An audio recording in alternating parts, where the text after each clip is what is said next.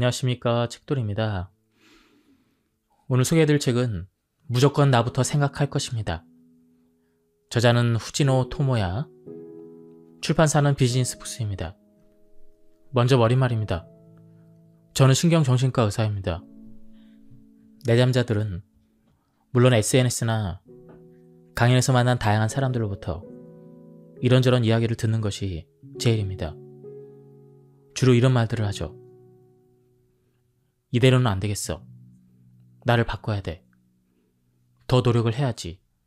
성공을 하고 싶어. 모두 변하고 싶다는 의지가 담긴 말들이죠. 예컨대 사람들은 일을 하다 잘못됐을 때 이대로는 안 돼.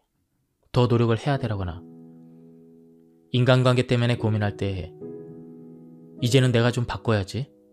이렇게 생각을 합니다. 또 육아가 마음먹은 대로 되지 않을 때 나부터 부모 역할을 똑바로 해야 되는데 이렇게 생각하며 불안해하기도 합니다. 자신의 부족한 점을 개선하려고 노력하거나 좀 더 발전하려고 노력하는 것, 성장하려고 애쓰는 것은 정말 중요합니다. 하지만 그 과정이 힘들고 괴로워서 나를 갉아먹고 있는지 반드시 체크를 해봐야 합니다. 우리는 일상에서 당연하다거나 혹은 보통 상식이라는 말로 포장된 규칙과 가치관에 필사적으로 자신을 맞추려 살아가려고 노력합니다. 물론 사회의 일원으로서 지켜야 되는 규칙도 있지만 누가 만들었는지도 모르는 의미 없는 규칙이나 틀도 아주 많습니다. 이처럼 의미 없고 이치에 맞지 않는 틀이라 해도 왠지 어떻게든 나를 끼워 맞춰야 한다. 이렇게 생각하는 사람도 있습니다. 그런데 그 틀에 자신을 맞추려고 애쓰다가 자칫 내가 부러질 수도 있습니다. 유연한 사람도 있지만 대개는 그렇지 않습니다. 그러니 억지로 끼워 맞추기보다는 있는 그대의 나를 소중하게 여겨보세요. 밥맛이 없을 때는 힘들다라는 뜻입니다. 힘든 날이 일상이 된 사람이 있습니다. 월급은 좀처럼 오르지 않는데 물가는 계속 오르는데 이런 경제적으로 힘든 시기입니다. 이런 상황에서는 다른 사람을 도우려는 심리적 여유도 적어집니다. 지난 몇 년 동안 코로나 팬데믹을 겪으면서 사람 간의 연결고리도 약해졌습니다. 그럼에도 일상은 이어져야만 하죠. 이런 환경에서는 마음이 힘든 게 당연합니다. 그런데도 힘들다고 말하지 않고 견디고 노력하는 것이 미덕이라고 생각하는 문화가 남아 있습니다. 그런 분위기에 휩쓸리지 마세요. 인간은 그렇게 강한 존재가 아닙니다. 괴로운 상황이 지속되면 부정적인 감정을 이겨내기가 힘듭니다. 하지만 점점 더 힘들어지는 이유가 마음에 있다고 생각하지 못하거나 그렇게 생각하면 안 된다고 생각하는 사람이 있습니다. 심지어는 그럴수록 쉬워서는 안 된다는 사람도 있습니다. 다른 사람도 다 힘들어라고 생각하며 그냥 넘기거나 나만 옳은 소리 하는 건 아닐까? 이렇게 자책하기도 하죠. 모두 혹은 나만이라며 다른 사람과 비교할 필요는 없습니다. 사람마다 가진 배경도 상황도 성격도 모두 다르니까요. 지금 힘든 것 같다라고 생각이 든다면 그건 이미 힘들다라는 말입니다. 그런데도 자신이 힘들다는 것을 좀처럼 인식하지 못하는 사람이 많습니다. 그런 사람은 평소와 다른 내 모습을 관찰을 해야 합니다. 혹시 왠지 모르게 짜증이 난 적이 있나요? SNS에서 누군가에게 상처 주는 말을 쓴 적이 있나요? 복음이나 복식을 한 적이 있나요? 아니면 씻고 머리를 빗는 일이 힘들다거나 아침에 일어나기가 괴로운 적이 있나요? 이처럼 일상생활 중에 평소와 다른 내 모습을 발견했다면 뭔가를 참고 있지 않은지, 스트레스 받는 일이 없는지 생각을 해봐야 합니다. 아무래도 지금 스트레스가 많이 쌓인 것 같아. 지금 좀 지친 것 같다. 이런 생각이 든다면 과감하게 쉬어야 합니다. 그리고 돌봐주세요. 무엇보다 밥이 맛없게 느껴질 때는 무슨 일이든 잘 풀리지 않습니다. 제가 살아오면서 깨달은 진리입니다. 노력하기 전에 괴로운 마음부터 돌보세요. 이것이 가장 중요합니다. 몸은 마사지나 스트레칭을 하며 돌보더라도 마음은 전혀 돌보지 않은 사람이 너무나도 많습니다. 피곤해, 짜증나, 왠지 힘들어. 이런 생각이 든다면 마음을 관리할 때입니다. 피곤이나 짜증 같은 감정을 느낄 때는 아직 괜찮습니다. 괴롭다고 느끼지 못할 때가 더 위험합니다. 아무 감정이 느껴지지 않거나 아무 생각도 들지 않는다면 정말로 주의를 해야 합니다. 그럴 때는 도움을 요청하세요. 저는 신경정신과 의사이니 정신과 상담을 아무렇지 않게 생각하겠지만 거부감이 든다면 주위 사람과 이야기를 해보세요. 주위 사람에게 도와달라고 말해보세요. 강해 보이는 사람들이 도와달라고 말하기를 주저하다가 더 힘든 상황에 빠지는 경우도 종종 있습니다. 부러지기 직전까지도 다른 사람이 보기에는 강해 보였던 것이죠. 하지만 스스로는 그렇지 않다는 걸 알 수 있습니다. 많이 힘들지 않을 때에 얼른 대처를 해야 합니다. 다른 사람이 나를 함부로 대하는 것에 익숙해지지 마세요. 세상에는 남에게 함부로 말하는 사람이 꽤 많습니다. 일 못하는 사람이 야근하는 건 당연하지. 야근을 못하겠으면 아침에 일찍 일어서도 와서 일해. 이렇게 말하는 상사가 있다고 해봅시다. 여러분은 어떻게 반응할 것인가요? 집안일을 똑바로 하는 게 당신 역할이니까 아무리 피곤해도 요리나 청소를 대충 하면 안 되지. 제대로 좀 해. 이렇게 말하는 배우자에게는 어떻게 해야 할까요? 인간은 일만 할 수 없습니다. 밤에는 자고 식사를 하고 인생을 즐길 시간도 필요합니다. 집안일이야 잘하는 사람이 하면 되는 것이죠. 지치고 피가 난 날까지 철저하게 할 필요는 없습니다. 그런데 성실한 사람이거나 좋은 사람일수록 내가 일을 못해서 야근하는 거니까 어쩔 수가 없지. 집안일을 효율적으로 못하는 게 내 잘못이니까 어쩔 수 없지. 이렇게 생각합니다. 나아가 열심히 해야지라며 노력을 합니다. 착하고 성실할수록 사는 게 힘들어지는 함정에 빠지게 되는 것이죠. 여러분, 일을 잘 못하는 게 상사로부터 함부로 대접받을 이유가 되지 않습니다. 피곤할 때 집안일을 소홀히 한다는 게 배우자로부터 비난받아야 될 이유도 아닙니다. 일을 잘못해도 집안일이 능숙하지 않아도 자신의 몸과 마음은 소중하게 여겨질 가치와 권리가 있습니다. 함부로 대접받는 것에 익숙해지면 자기 스스로 더욱 가치 없는 사람이라고 느끼게 됩니다. 상대방이 나를 함부로 대하고 있다는 사실을 인지하세요. 상황에 쫓겨 좁아진 시야를 넓히는 것이죠. 이것만 깨달아도 상사에게 이의를 제기할 수 있습니다. 부서 이동을 요청하거나 이직 준비를 하는 등 필요한 대처 방법을 찾을 수가 있습니다. 마찬가지로 배우자에게도 그건 아니야 라며 집안일을 좀 더 같이 했으면 좋겠어 라고 말할 수 있게 됩니다. 또는 집안일을 도와주는 가전제품을 사거나 대화를 통해 적절하게 대응할 수가 있습니다. 흔히 사람들은 가격이 싼 물건이나 막 쓰기 시작한 물건은 끝까지 소중히 여기지 않습니다. 사람도 마찬가지입니다.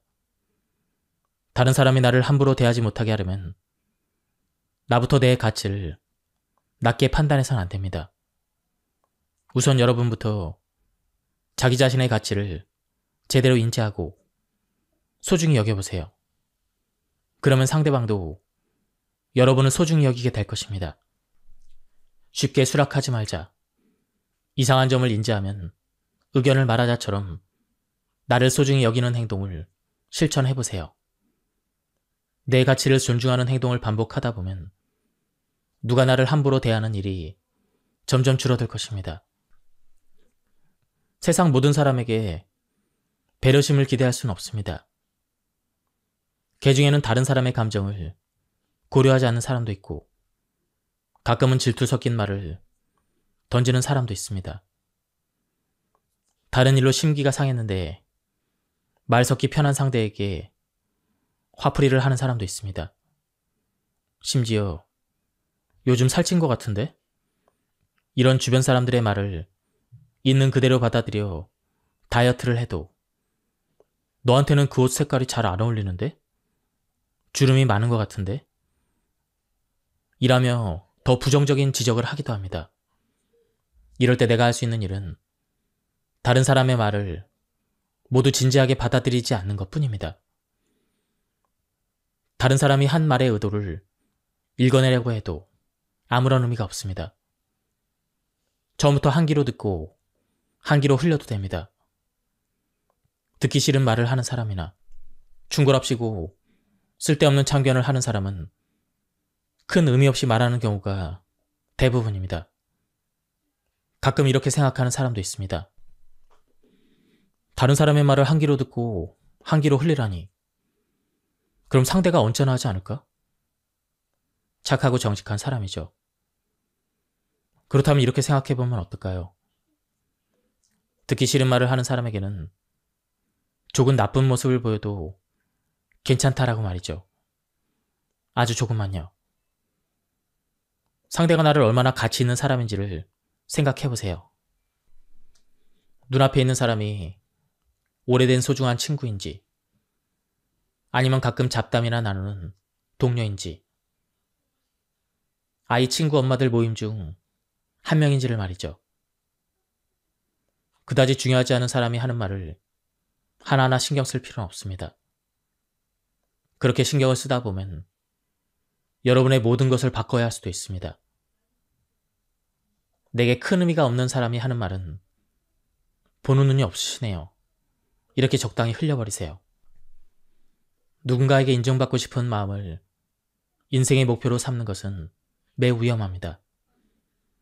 왜냐하면 칭찬의 당사자는 그렇게까지 큰 의미를 두지 않을 수도 있고 거칠애로 칭찬하는 일이 많기 때문이죠. 사람이라면 금세 기분이 바뀌는 일도 있습니다. 일 잘하네. 이렇게 말하던 상사가 기분이 나쁠 때는 이런 간단한 일도 못해?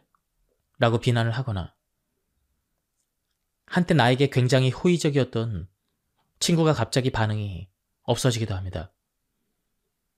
다른 사람의 행동은 수수께끼 투성이입니다. 다른 사람 행동 하나하나에 신경을 쓸 필요가 없습니다. 이 세상에는 의미 없는 행동이 엄청나게 많기 때문이죠. 상대방의 말이나 행동에 멋대로 의미를 부여하고 착각하는 사람도 있습니다. 다른 사람의 상대방의 말과 행동 하나하나에 의미를 부여하는 사람도 있죠. 눈을 보고 이야기하는 걸 보니 나를 마음에 들어하는 것 같아 라거나 핸드폰 답장이 느린 걸 보니 나를 싫어하는 것 같은데? 이런 거 말이죠. 하지만 정말로 그럴까요? 어쩌면 눈을 보고 말하는 이유는 사람과 이야기를 할 때는 눈을 보고 이야기를 해야 한다고 교육을 받았기 때문일지도 모릅니다. 핸드폰 답장이 늦은 것도 일이 바빴기 때문일지도 모르죠. 사람들에게는 저마다의 사정이 있고 그때그때 느끼는 감정도 다릅니다. 그런데 다른 사람의 말과 행동에 이상한 의미를 부여하고 제멋대로 해석해버리면 그 사람에게 휘둘릴 수도 있습니다. 인정 자체가 상대방의 기분에 좌우되는 것이기도 하고 내가 제멋대로 해석한 것일 수도 있습니다. 그래서 저는 다른 사람에게 인정받는 것을 목표로 삼는 것은 위험하다고 생각합니다. 누군가에게 인정을 받아야 한다고 생각하는 사람이 많습니다만 타인에게 인정을 받지 못해도 살아가는 데는 지장이 없습니다. 싫은 사람은 신경 쓰지 마세요. 살다 보면 싫은 사람, 불편한 사람이 생기기 마련이죠. 저 사람과는 관계를 이어가기가 참 힘들어. 이렇게 생각할 때도 있죠. 그런데 이런 생각은 참 바보 같은 생각입니다. 제발 다른 사람을 바꾸기는 몹시 어렵다. 다른 사람은 나를 위해 바뀌지 않는다라는 전제를 반드시 기억하고 되새기기를 바랍니다. 어떻게 하면 저 사람이 바뀔까? 어떻게 하면 내 진심을 이해해줄까? 이런 생각을 하지 마세요. 나는 저 사람이 분명히 틀렸다고 해도 사람을 바꾸기란 참으로 어렵습니다. 게다가 어떤 사람이건 사람에게는 틀릴 권리가 있습니다. 인간관계로 괴롭다면 다른 사람과 거리를 잘 두는 방법을 통해 해결할 수도 있습니다. 싫은 사람과는 거리를 둬보세요. 싫은 사람에게 미움을 받는다면 오히려 운이 좋은 것입니다. 발목을 잡는 사람을 신경 쓰기보다는 손을 잡아주는 사람과 친하게 지내는 데 집중해보세요. 사람들은 주변 사람에 따라 아주 많이 바뀝니다. 여러분의 모습은 주변 사람에게 영향을 받아 만들어집니다. 긍정적인 사람 곁에 있으면 밝아지고 부정적인 사람 곁에 있으면 우울해집니다. 고압적인 사람 곁에 있으면 위축이 될 수도 있고 마음 약한 사람 곁에 있으면 제멋대로 행동할 수도 있습니다. 자기 성격에 따라 주변 사람과의 관계가 만들어지기 때문이죠. 여러분의 모습은 주변 사람의 영향을 받아 만들어지게 됩니다. 만약 지금 힘들거나 괴롭다면 스트레스의 원인이 되는 사람과는 멀어져 보세요. 물론 그렇게 간단히 멀어질 수는 없는데 싶은 사람도 있을 것입니다. 하지만 생각해보세요. 중학교 시절 이 관계가 내 인생의 전부라고 생각을 했거나 이 친구들과 멀어지면 평생 힘들어질 거야 이렇게 생각했던 인간관계가 지금도 이어지나요? 어린이 된 지금도 아무런 상관이 없는 경우가 대부분일 것입니다. 이 관계가 내 인생의 전부라고 느낄 때는 보통 시야가 좁아졌거나 잘못된 규칙에 얽매여 있을 때입니다. 다른 사람의 화는 그 사람이 선택한 기분입니다. 항상 짜증이 나 있는 상태이거나 다른 사람 앞에서 쉽게 기분이 상한 티를 내는 사람도 있습니다. 자주 화내는 성격일 수도 있고 컨디션이 나쁠 수도 있죠. 나름의 사정이 있겠지만 자기 기분을 핑계로 다른 사람을 조종하려는 사람도 있습니다. 하고 싶은 말을 하지 않고 문을 쾅 닫으며 자신의 기분이 나쁘다는 것을 드러내는 배우자, 회의 보고 중에 한숨을 쉬거나 짜증을 감추지 않는 상사, 초대를 거절하면 놀이터에서 만나도 외면을 하는 아이 친구 엄마를 생각해 볼까요?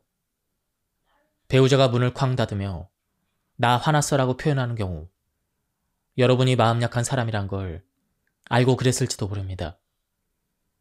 일의 결과나 성과에 불만을 느낀 상사 역시 이 정도 짜증내면 직원들이 눈치껏 일을 열심히 하겠지 생각하고 있을지도 모릅니다.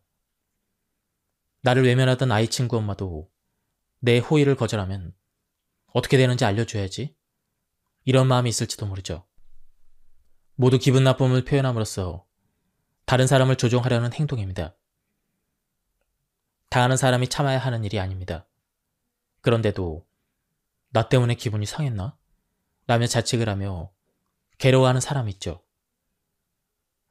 마음이 약한 사람이라면 배우자의 기분을 풀어주려 할 것입니다. 상사의 마음에 들기 위해 더욱 열심히 할 테고 아이 엄마 친구들과 억지로라도 어울리려 할 것입니다. 그러나 이 경험이 배우자나 상사, 다른 엄마들에게 일종의 성공 경험이 되어 앞으로도 싫은 일이 생기면 화를 내고 짜증을 내면서 해결하려 들지도 모릅니다. 여기서 가장 중요한 점을 말씀드리겠습니다. 다른 사람이 화가 난 것은 그 사람의 문제입니다. 다른 사람의 감정은 그 사람의 것입니다. 당신이 어떤 행동을 했건 그에 대해서 화내기로 결정한 것은 상대방입니다. 상대방의 화를 신경 쓰거나 휘둘리지 않아도 됩니다. 이렇게 말해도 신경 쓰는 사람이 있겠죠. 눈앞에 있는 사람이 화를 내면 내 탓일지도 몰라 이런 생각이 든다면 잠시 멈춰서 정말로 내 탓인가? 이런 생각을 해봐야 합니다. 레스토랑에서 점원의 실수로 주문을 하나 빠뜨렸을 때 화내는 사람도 있지만 조금 짜증내고 마는 사람도 있죠. 전혀 개의치 않고 다시 주문하는 사람도 있습니다. 어떻게 반응할지는 각자가 선택할 수가 있습니다. 다른 사람이 화냈는지 아닌지는 결국 그 사람의 영역입니다. 다른 사람의 감정까지 내 탓이라고 여기는 것은 어쩌면 다른 사람의 영역을 과도하게 침범한 것일지도 모릅니다. 화가 나거나 기분이 상하거나 우울한 것처럼 다른 사람이 표출하는 감정이 반드시 나와 연관이 있다고 생각하지 않아도 됩니다. 물리적 거리를 둘 수 없다면 심리적 거리를 둬보세요. 어른 중에는 불만이나 화를 터뜨려서 상대방을 자기 마음대로 움직이려 하는 태도가 강한 사람이 있습니다. 그런 사람은 그 태도를 인간관계에서 무기처럼 활용합니다. 물론 자신은 화를 내서 상대방을 내 생각대로 움직이겠다는 의도가 없었을지도 모릅니다. 그러나 화를 내서 상대방을 움직이게 한 성공 경험이 있을 것입니다. 그때까지의 경험을 통해 상대방을 움직이는데 화가 가장 빠르고 효과적이라는 점을 배웠기 때문에 인간관계에서도 적용하고 있는 것이죠. 함께 지내기에는 상당히 불편한 사람입니다. 이런 사람과는 거리를 두는 것이 좋습니다. 친구나 주변 사람 중에 이런 사람이 있다면 바로 거리를 두고 가능하면 엮이지 않도록 하세요. 타인에게 강한 감정을 터뜨리는 것도 상당한 폭력이기 때문입니다. 하지만 직장에서 상사나 같은 팀의 구성원처럼 피할 수 없는 사람이라면 이렇게 하기 어려울 것입니다. 그럴 때는 심리적 거리두기를 추천합니다. 우선 앞에서 이야기한 것처럼 다른 사람의 감정은 그 사람의 것이라고 선을 그어야 합니다. 다른 사람의 감정은 그 사람의 영역에 포함되니까요.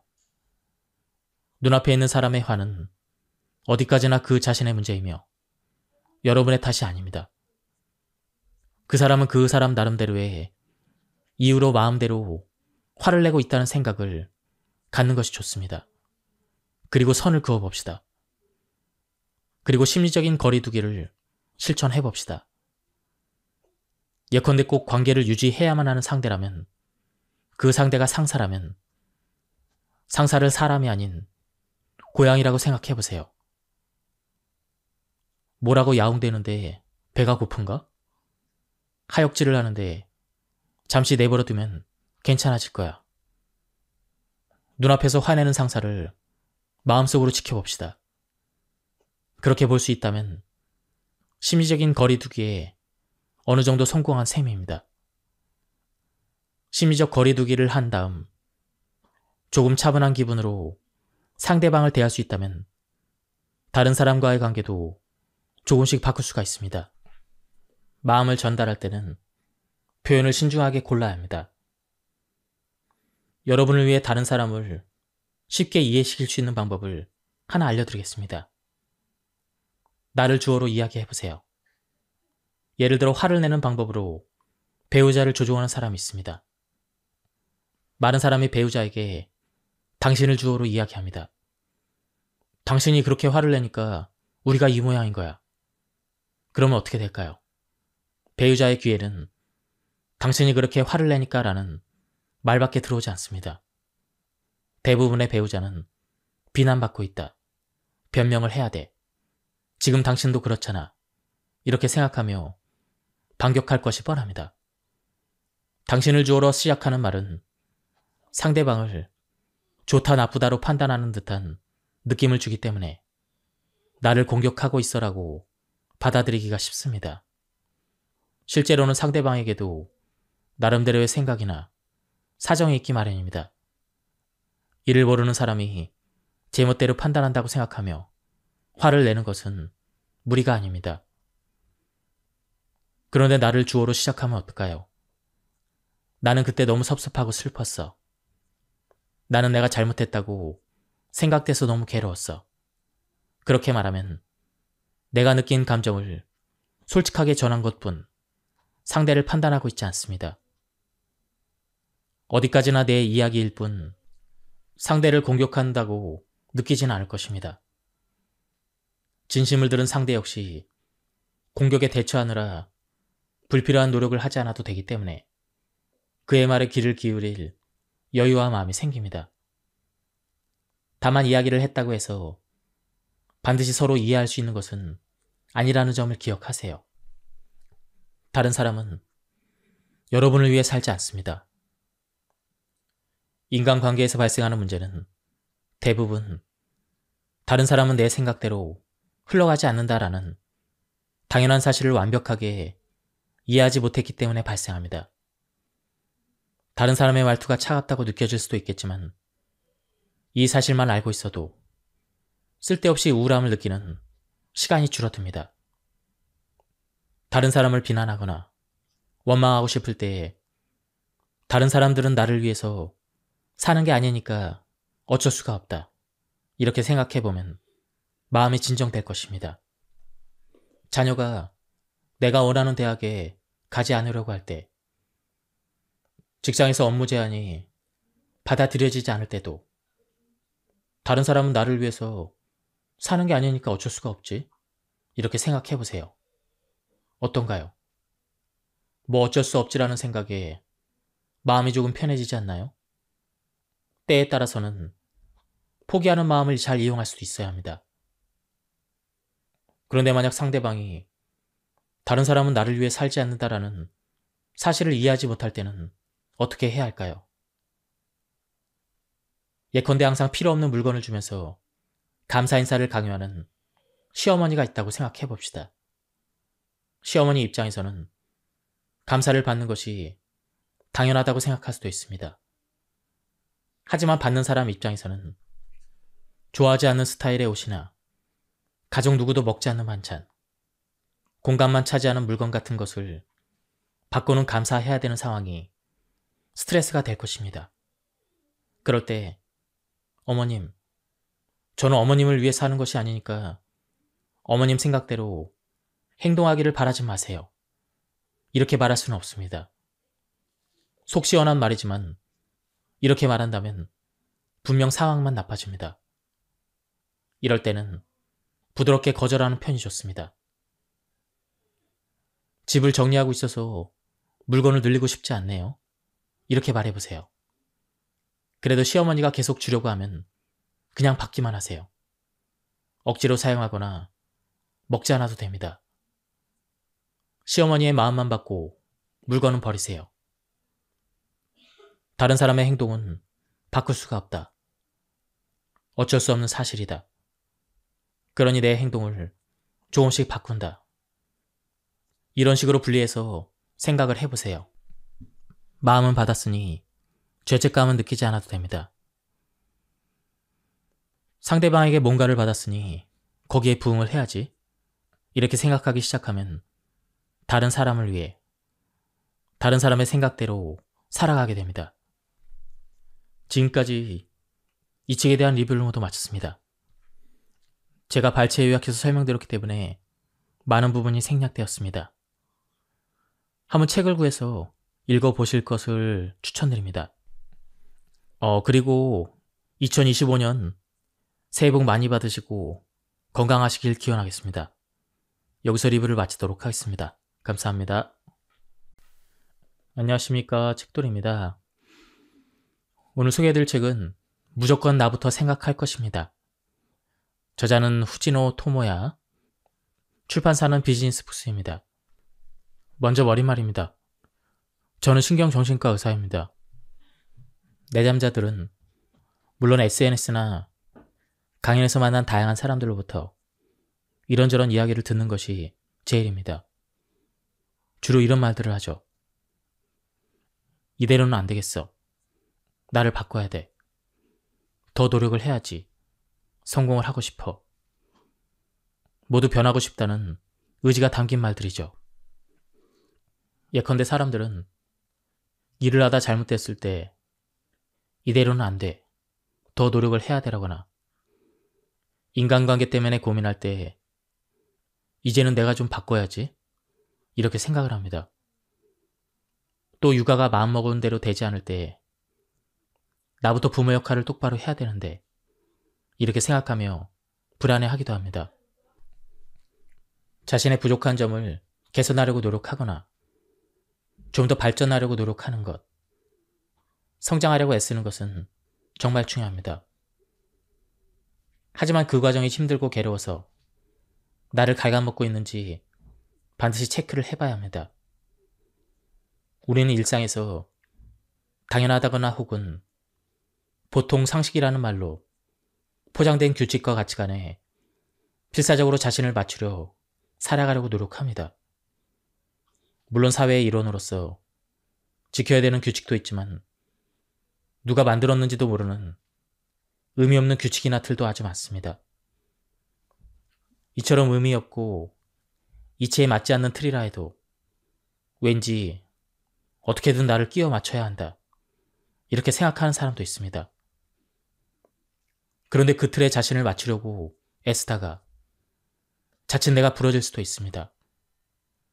유연한 사람도 있지만 대개는 그렇지 않습니다. 그러니 억지로 끼워 맞추기보다는 있는 그대의 나를 소중하게 여겨보세요. 밥맛이 없을 때는 힘들다라는 뜻입니다. 힘든 날이 일상이 된 사람이 있습니다. 월급은 좀처럼 오르지 않는데 물가는 계속 오르는데, 이런 경제적으로 힘든 시기입니다. 이런 상황에서는 다른 사람을 도우려는 심리적 여유도 적어집니다. 지난 몇 년 동안 코로나 팬데믹을 겪으면서 사람 간의 연결고리도 약해졌습니다. 그럼에도 일상은 이어져야만 하죠. 이런 환경에서는 마음이 힘든 게 당연합니다. 그런데도 힘들다고 말하지 않고 견디고 노력하는 것이 미덕이라고 생각하는 문화가 남아 있습니다. 그런 분위기에 휩쓸리지 마세요. 인간은 그렇게 강한 존재가 아닙니다. 괴로운 상황이 지속되면 부정적인 감정을 이겨내기가 힘듭니다. 하지만 점점 더 힘들어지는 이유가 마음에 있다고 생각하지 못하거나 그렇게 생각하면 안 된다고 생각하는 사람이 있습니다. 심지어는 그럴수록 쉬워서는 안 된다는 사람도 있습니다.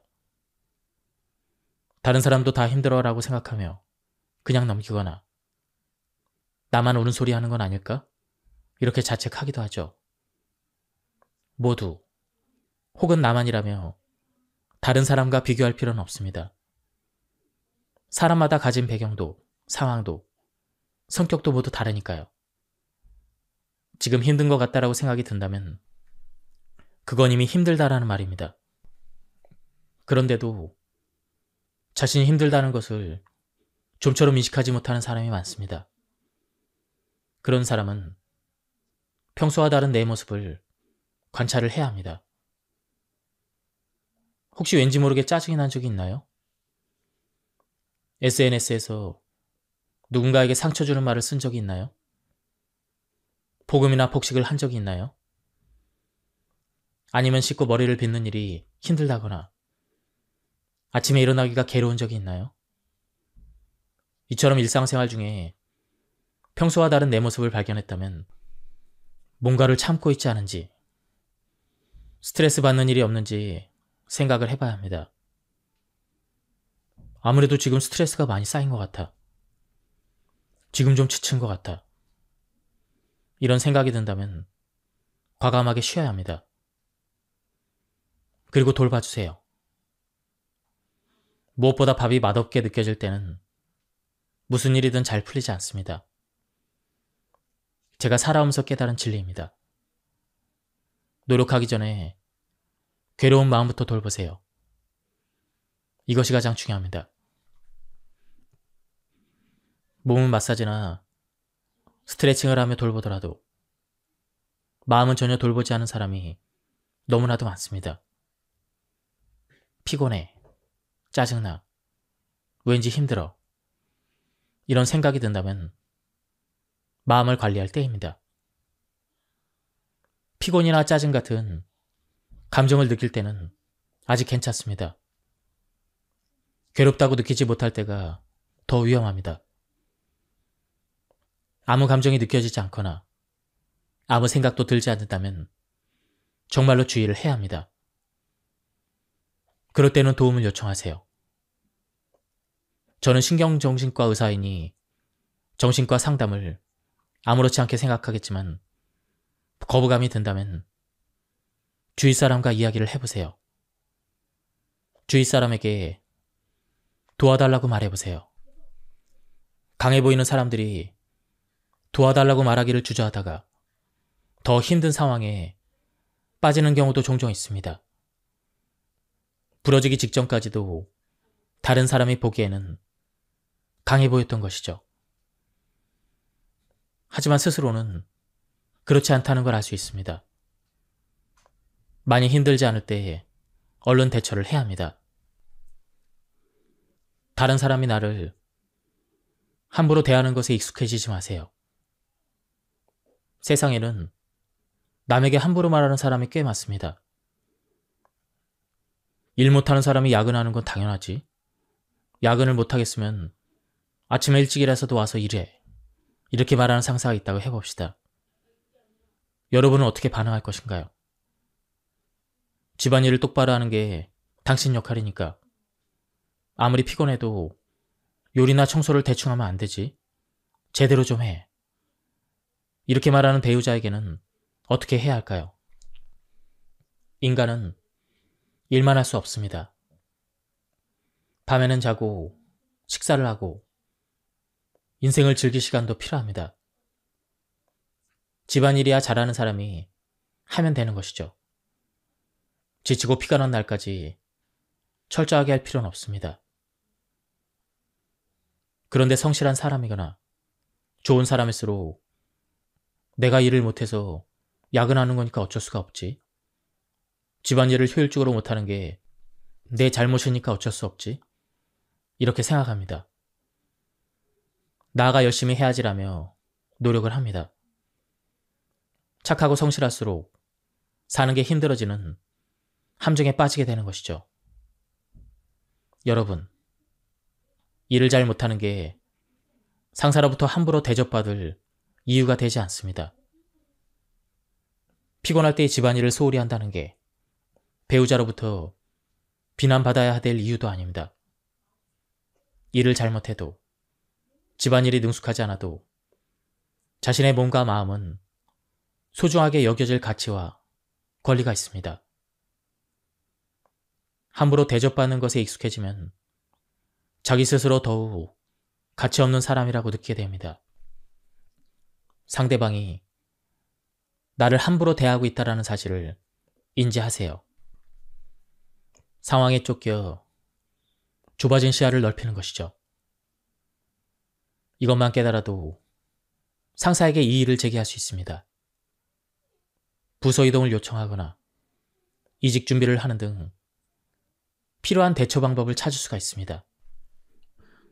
마찬가지로 배우자에게도 그건 아니야 라며 집안일을 좀 더 같이 했으면 좋겠어 라고 말할 수 있게 됩니다. 또는 집안일을 도와주는 가전제품을 사거나 대화를 통해 적절하게 대응할 수가 있습니다. 흔히 사람들은 가격이 싼 물건이나 막 쓰기 시작한 물건은 끝까지 소중히 여기지 않습니다. 사람도 마찬가지입니다. 다른 사람이 나를 함부로 대하지 못하게 하려면 나부터 내 가치를 낮게 판단해서는 안 됩니다. 우선 여러분부터 자기 자신의 가치를 제대로 인지하고 소중히 여겨보세요. 그러면 상대방도 여러분을 소중히 여기게 될 것입니다. 쉽게 수락하지 말자. 이상한 점을 인지하면 의견을 말하자처럼 나를 소중히 여기는 행동을 실천해보세요. 내 가치를 존중하는 행동을 반복하다 보면 누가 나를 함부로 대하는 일이 점점 줄어들 것입니다. 세상 모든 사람에게 배려심을 기대할 수는 없습니다. 개 중에는 다른 사람의 감정을 고려하지 않는 사람도 있고 가끔은 질투 섞인 말을 던지는 사람도 있습니다. 다른 일로 심기가 상했는데 말 섞기 편한 상대에게 화풀이를 하는 사람도 있습니다. 심지어 요즘 살찐 것 같은데? 이런 주변 사람들의 말을 있는 그대로 받아들여 다이어트를 해도 너한테는 그 옷 색깔이 잘 안 어울리는데? 주름이 많은 것 같은데? 이라며 더 부정적인 지적을 하기도 합니다. 이럴 때 내가 할 수 있는 일은 다른 사람의 말을 모두 진지하게 받아들이지 않는 것 뿐입니다. 다른 사람이 한 말의 의도를 읽어내려고 해도 아무런 의미가 없습니다. 처음부터 한 귀로 듣고 한 귀로 흘려도 됩니다. 듣기 싫은 말을 하는 사람이나 충고랍시고 쓸데없는 참견을 하는 사람은 큰 의미 없이 말하는 경우가 대부분입니다. 가끔 이렇게 생각하는 사람도 있습니다. 다른 사람의 말을 한 귀로 듣고 한 귀로 흘리라니 그럼 상대가 언짢아 하지 않을까? 착하고 정직한 사람이죠. 그렇다면 이렇게 생각해보면 어떨까요? 듣기 싫은 말을 하는 사람에게는 조금 나쁜 모습을 보여도 괜찮다라고 말이죠. 아주 조금만요. 상대가 나를 얼마나 가치 있는 사람인지를 생각해보세요. 눈앞에 있는 사람이 오래된 소중한 친구인지 아니면 가끔 잡담이나 나누는 동료인지 아이 친구 엄마들 모임 중 한 명인지를 말이죠. 그다지 중요하지 않은 사람이 하는 말을 하나하나 신경 쓸 필요는 없습니다. 그렇게 신경을 쓰다 보면 여러분의 모든 것을 바꿔야 할 수도 있습니다. 내게 큰 의미가 없는 사람이 하는 말은 보는 눈이 없으시네요. 이렇게 적당히 흘려버리세요. 누군가에게 인정받고 싶은 마음을 인생의 목표로 삼는 것은 매우 위험합니다. 왜냐하면 칭찬의 당사자는 그렇게까지 큰 의미를 두지 않을 수도 있고 거칠애로 칭찬하는 일이 많기 때문이죠. 사람이라면 금세 기분이 바뀌는 일도 있습니다. 일 잘하네. 이렇게 말하던 상사가 기분이 나쁠 때는 이런 간단한 일도 못해? 라고 비난을 하거나 한때 나에게 굉장히 호의적이었던 친구가 갑자기 반응이 없어지기도 합니다. 다른 사람의 행동은 수수께끼 투성이입니다. 다른 사람 행동 하나하나에 신경을 쓸 필요가 없습니다. 이 세상에는 의미 없는 행동이 엄청나게 많기 때문이죠. 상대방의 말이나 행동에 멋대로 의미를 부여하고 착각하는 사람도 있습니다. 다른 사람의 상대방의 말과 행동 하나하나에 의미를 부여하는 사람도 있죠. 눈을 보고 이야기하는 걸 보니 나를 마음에 들어하는 것 같아 라거나 핸드폰 답장이 느린 걸 보니 나를 싫어하는 것 같은데? 이런 거 말이죠. 하지만 정말로 그럴까요? 어쩌면 눈을 보고 말하는 이유는 사람과 이야기를 할 때는 눈을 보고 이야기를 해야 한다고 교육을 받았기 때문일지도 모릅니다. 핸드폰 답장이 늦은 것도 일이 바빴기 때문일지도 모르죠. 사람들에게는 저마다의 사정이 있고 그때그때 느끼는 감정도 다릅니다. 그런데 다른 사람의 말과 행동에 이상한 의미를 부여하고 제멋대로 해석해버리면 그 사람에게 휘둘릴 수도 있습니다. 인정 자체가 상대방의 기분에 좌우되는 것이기도 하고 내가 제멋대로 해석한 것일 수도 있습니다. 그래서 저는 다른 사람에게 인정받는 것을 목표로 삼는 것은 위험하다고 생각합니다. 누군가에게 인정을 받아야 한다고 생각하는 사람이 많습니다만 타인에게 인정을 받지 못해도 살아가는 데는 지장이 없습니다. 싫은 사람은 신경 쓰지 마세요. 살다 보면 싫은 사람, 불편한 사람이 생기기 마련이죠. 저 사람과는 관계를 이어가기가 참 힘들어. 이렇게 생각할 때도 있죠. 그런데 이런 생각은 참 바보 같은 생각입니다. 제발 다른 사람을 바꾸기는 몹시 어렵다. 다른 사람은 나를 위해 바뀌지 않는다라는 전제를 반드시 기억하고 되새기기를 바랍니다. 어떻게 하면 저 사람이 바뀔까? 어떻게 하면 내 진심을 이해해줄까? 이런 생각을 하지 마세요. 나는 저 사람이 분명히 틀렸다고 해도 사람을 바꾸기란 참으로 어렵습니다. 게다가 어떤 사람이건 사람에게는 틀릴 권리가 있습니다. 인간관계로 괴롭다면 다른 사람과 거리를 잘 두는 방법을 통해 해결할 수도 있습니다. 싫은 사람과는 거리를 둬보세요. 싫은 사람에게 미움을 받는다면 오히려 운이 좋은 것입니다. 발목을 잡는 사람을 신경 쓰기보다는 손을 잡아주는 사람과 친하게 지내는 데 집중해보세요. 사람들은 주변 사람에 따라 아주 많이 바뀝니다. 여러분의 모습은 주변 사람에게 영향을 받아 만들어집니다.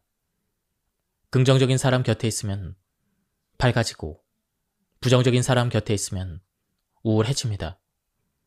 고압적인 사람 곁에 있으면 위축이 될 수도 있고 마음 약한 사람 곁에 있으면 제멋대로 행동할 수도 있습니다. 자기 성격에 따라 주변 사람과의 관계가 만들어지기 때문이죠.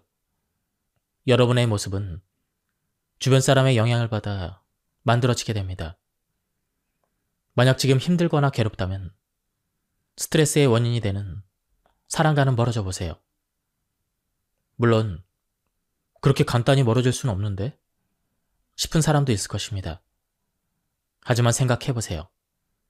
중학교 시절 이 관계가 내 인생의 전부라고 생각을 했거나 이 친구들과 멀어지면 평생 힘들어질 거야 이렇게 생각했던 인간관계가 지금도 이어지나요? 어른이 된 지금도 아무런 상관이 없는 경우가 대부분일 것입니다. 이 관계가 내 인생의 전부라고 느낄 때는 보통 시야가 좁아졌거나 잘못된 규칙에 얽매여 있을 때입니다. 다른 사람의 화는 그 사람이 선택한 기분입니다. 항상 짜증이 나 있는 상태이거나 다른 사람 앞에서 쉽게 기분이 상한 티를 내는 사람도 있습니다. 자주 화내는 성격일 수도 있고 컨디션이 나쁠 수도 있죠. 나름의 사정이 있겠지만 자기 기분을 핑계로 다른 사람을 조종하려는 사람도 있습니다. 하고 싶은 말을 하지 않고 문을 쾅 닫으며 자신의 기분이 나쁘다는 것을 드러내는 배우자. 회의 보고 중에 한숨을 쉬거나 짜증을 감추지 않는 상사. 초대를 거절하면 놀이터에서 만나도 외면을 하는 아이 친구 엄마를 생각해 볼까요? 배우자가 문을 쾅 닫으며 나 화났어라고 표현하는 경우 여러분이 마음 약한 사람이란 걸 알고 그랬을지도 모릅니다. 일의 결과나 성과에 불만을 느낀 상사 역시 이 정도 짜증내면 직원들이 눈치껏 일을 열심히 하겠지 생각하고 있을지도 모릅니다. 나를 외면하던 아이 친구 엄마도 내 호의를 거절하면 어떻게 되는지 알려줘야지 이런 마음이 있을지도 모르죠. 모두 기분 나쁨을 표현함으로써 다른 사람을 조종하려는 행동입니다. 당하는 사람이 참아야 하는 일이 아닙니다. 그런데도 나 때문에 기분이 상했나? 라며 자책을 하며 괴로워하는 사람이 있죠. 마음이 약한 사람이라면 배우자의 기분을 풀어주려 할 것입니다.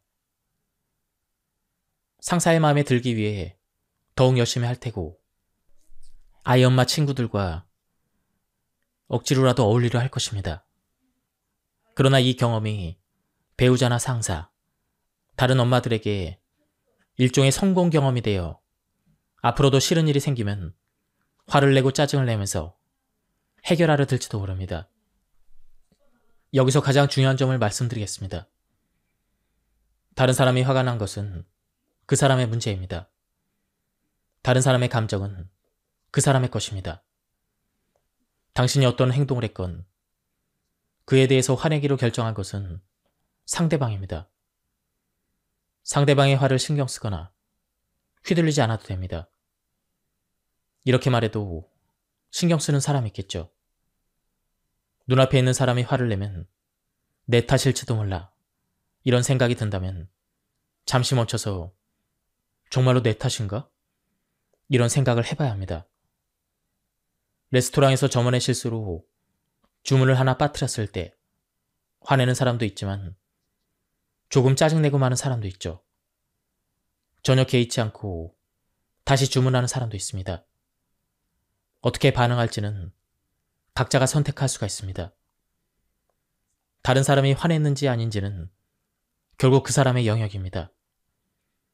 다른 사람의 감정까지 내 탓이라고 여기는 것은 어쩌면 다른 사람의 영역을 과도하게 침범한 것일지도 모릅니다.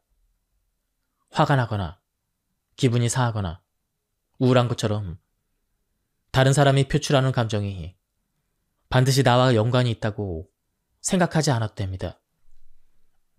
물리적 거리를 둘 수 없다면 심리적 거리를 둬보세요. 어른 중에는 불만이나 화를 터뜨려서 상대방을 자기 마음대로 움직이려 하는 태도가 강한 사람이 있습니다. 그런 사람은 그 태도를 인간관계에서 무기처럼 활용합니다. 물론 자신은 화를 내서 상대방을 내 생각대로 움직이겠다는 의도가 없었을지도 모릅니다. 그러나 화를 내서 상대방을 움직이게 한 성공 경험이 있을 것입니다. 그때까지의 경험을 통해 상대방을 움직이는데 화가 가장 빠르고 효과적이라는 점을 배웠기 때문에 인간관계에서도 적용하고 있는 것이죠. 함께 지내기에는 상당히 불편한 사람입니다. 이런 사람과는 거리를 두는 것이 좋습니다. 친구나 주변 사람 중에 이런 사람이 있다면 바로 거리를 두고 가능하면 엮이지 않도록 하세요. 타인에게 강한 감정을 터뜨리는 것도 상당한 폭력이기 때문입니다. 하지만 직장에서 상사나 같은 팀의 구성원처럼 피할 수 없는 사람이라면 이렇게 하기 어려울 것입니다. 그럴 때는 심리적 거리두기를 추천합니다. 우선 앞에서 이야기한 것처럼 다른 사람의 감정은 그 사람의 것이라고 선을 그어야 합니다. 다른 사람의 감정은 그 사람의 영역에 포함되니까요. 눈앞에 있는 사람의 화는 어디까지나 그 자신의 문제이며 여러분의 탓이 아닙니다. 그 사람은 그 사람 나름대로의 이유로 마음대로 화를 내고 있다는 생각을 갖는 것이 좋습니다. 그리고 선을 그어봅시다. 그리고 심리적인 거리두기를 실천해봅시다. 예컨대 꼭 관계를 유지해야만 하는 상대라면, 그 상대가 상사라면 상사를 사람이 아닌 고양이라고 생각해보세요. 뭐라고 야옹대는데 배가 고픈가? 하역질을 하는데 잠시 내버려두면 괜찮아질 거야. 눈앞에서 화내는 상사를 마음속으로 지켜봅시다. 그렇게 볼 수 있다면 심리적인 거리두기에 어느 정도 성공한 셈입니다. 심리적 거리두기를 한 다음 조금 차분한 기분으로 상대방을 대할 수 있다면 다른 사람과의 관계도 조금씩 바꿀 수가 있습니다. 마음을 전달할 때는 표현을 신중하게 골라야 합니다. 여러분을 위해 다른 사람을 쉽게 이해시킬 수 있는 방법을 하나 알려드리겠습니다. 나를 주어로 이야기해보세요. 예를 들어 화를 내는 방법으로 배우자를 조종하는 사람이 있습니다. 많은 사람이 배우자에게 당신을 주어로 이야기합니다. 당신이 그렇게 화를 내니까 우리가 이 모양인 거야. 그러면 어떻게 될까요? 배우자의 귀에는 당신이 그렇게 화를 내니까 라는 말밖에 들어오지 않습니다. 대부분의 배우자는 비난받고 있다. 변명을 해야 돼. 지금 당신도 그렇잖아. 이렇게 생각하며 반격할 것이 뻔합니다. 당신을 주어로 시작하는 말은 상대방을 좋다 나쁘다로 판단하는 듯한 느낌을 주기 때문에 나를 공격하고 있어라고 받아들이기가 쉽습니다. 실제로는 상대방에게도 나름대로의 생각이나 사정이 있기 마련입니다. 이를 모르는 사람이 제멋대로 판단한다고 생각하며 화를 내는 것은 무리가 아닙니다. 그런데 나를 주어로 시작하면 어떨까요? 나는 그때 너무 섭섭하고 슬펐어. 나는 내가 잘못했다고 생각돼서 너무 괴로웠어. 그렇게 말하면 내가 느낀 감정을 솔직하게 전한 것뿐 상대를 판단하고 있지 않습니다. 어디까지나 내 이야기일 뿐 상대를 공격한다고 느끼진 않을 것입니다. 진심을 들은 상대 역시 공격에 대처하느라 불필요한 노력을 하지 않아도 되기 때문에 그의 말에 귀를 기울일 여유와 마음이 생깁니다. 다만 이야기를 했다고 해서 반드시 서로 이해할 수 있는 것은 아니라는 점을 기억하세요. 다른 사람은 여러분을 위해 살지 않습니다. 인간관계에서 발생하는 문제는 대부분 다른 사람은 내 생각대로 흘러가지 않는다라는 당연한 사실을 완벽하게 이해하지 못했기 때문에 발생합니다. 다른 사람의 말투가 차갑다고 느껴질 수도 있겠지만 이 사실만 알고 있어도 쓸데없이 우울함을 느끼는 시간이 줄어듭니다. 다른 사람을 비난하거나 원망하고 싶을 때에 다른 사람들은 나를 위해서 사는 게 아니니까 어쩔 수가 없다. 이렇게 생각해보면 마음이 진정될 것입니다. 자녀가 내가 원하는 대학에 가지 않으려고 할 때, 직장에서 업무 제안이 받아들여지지 않을 때도 다른 사람은 나를 위해서 사는 게 아니니까 어쩔 수가 없지. 이렇게 생각해보세요. 어떤가요? 뭐 어쩔 수 없지라는 생각에 마음이 조금 편해지지 않나요? 때에 따라서는 포기하는 마음을 잘 이용할 수도 있어야 합니다. 그런데 만약 상대방이 다른 사람은 나를 위해 살지 않는다라는 사실을 이해하지 못할 때는 어떻게 해야 할까요? 예컨대 항상 필요 없는 물건을 주면서 감사 인사를 강요하는 시어머니가 있다고 생각해 봅시다. 시어머니 입장에서는 감사를 받는 것이 당연하다고 생각할 수도 있습니다.